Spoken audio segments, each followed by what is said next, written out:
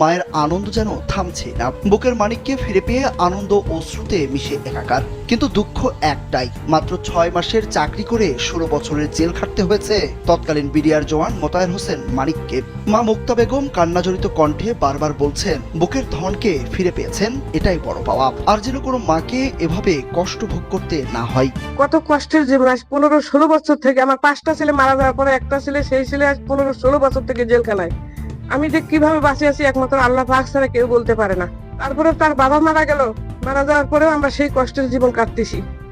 ছেলে সপ্তাহে একদিন ফোন টোন দেয়, কথা বলে, এই একটু আমাদের শক্তি। তারপরে আমরা কষ্ট করে দেখতেও যাইতে পারি না। সে তো টাকার সমস্যা আছে না।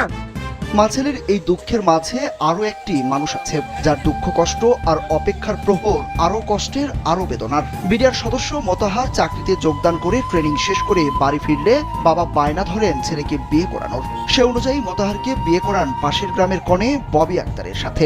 মাত্র 14 দিন সংসার করে মোতাহার ফিরেন কর্মস্থলে। এরপর বিডিআর বিদ্রোহ, তারপর জেলেই কেটে গেছে 16 বছর।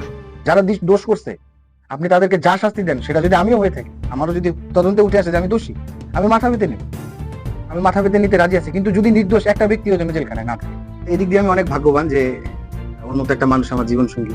এবং 14টা বছর এটা আসলে কম সময়, 16টা বছর। 14 দিনের একটা রিলেশন এভাবে কন্টিনিউ করা, এটা খুবই কঠিন। ওর প্রতি আমি কৃতজ্ঞ যে ও যদি না থাকতো আসলে আমার এই ফ্যামিলিটা এভাবে বাবা মা টিকে থাকাও কষ্ট হয়ে যেত তাদের। কারণ আমারে হারানোর পরে তারা তো নিঃসঙ্গ একা হয়ে গেছিল। এদিকে 16 বছর স্বামীর পথ চেয়েছিলেন স্ত্রী ববি আক্তার। একবারের জন্যেও ঘর ছাড়ার কথা ভাবেননি। অবশেষে 16 বছরের অপেক্ষা শেষ হয়েছে স্ত্রীর। স্বামীকে ফিরে পেয়ে কান্না আর থামছিল না তার। ববি আক্তার জানান, বিয়ের 14 দিনের মাথায় স্বামী কারাগারে চলে যান। তখন থেকে স্বামীর অপেক্ষায় ছিলেন তিনি। দিন গড়িয়ে বছর হয়েছে, বছর গড়িয়ে দশক হয়েছে, তবুও তার মুক্তি মেলেনি। অবশেষে 16 বছর পর এলো সেই দিন। আমার ইচ্ছা ছিল যে না, বিয়ে যখন হয়েছে বাবা মার সিদ্ধান্তে, আমার হাজবেন্ডের পাশে থাকা আমার উচিত এবং থাকতে হবে।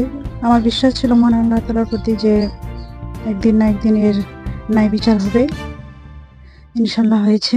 আমরা অনেক খুশিও হয়েছি। ওনার সবচাইতে বড় কথা, আমার শ্বশুর, উনি আমার বাবার চাইতে অনেক বেশি, এবং আমার শাশুড়ি আমার মায়ের চাইতে অনেক বেশি।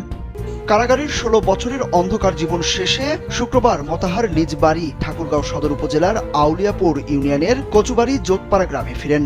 এ সময় আবেগে আপ্লুত হন উপস্থিত সবাই। বাড়ির পাশে বাস থেকে নামলে গ্রামবাসী ফুলের মালা দিয়ে মোতাহারকে বরণ করে নেয়। এরপর তাকে করানো হয় মিষ্টি মুখ।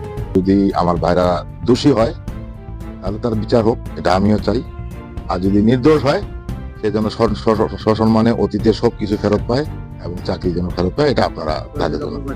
মোতাহার হোসেনের বাবা আবুল হোসেন আউলিয়াপুর ইউনিয়ন পরিষদের সাবেক সদস্য। তবে কষ্টের শেষ নেই মোতাহার হোসেনেরও, কারণ বাড়ি ফিরে পাননি প্রাণপ্রিয় বাবাকে না পেয়ে কান্নায় ভেঙে পড়েন তিনি। 3 বছর আগেই মোতাহারের বাবা মারা গেছেন।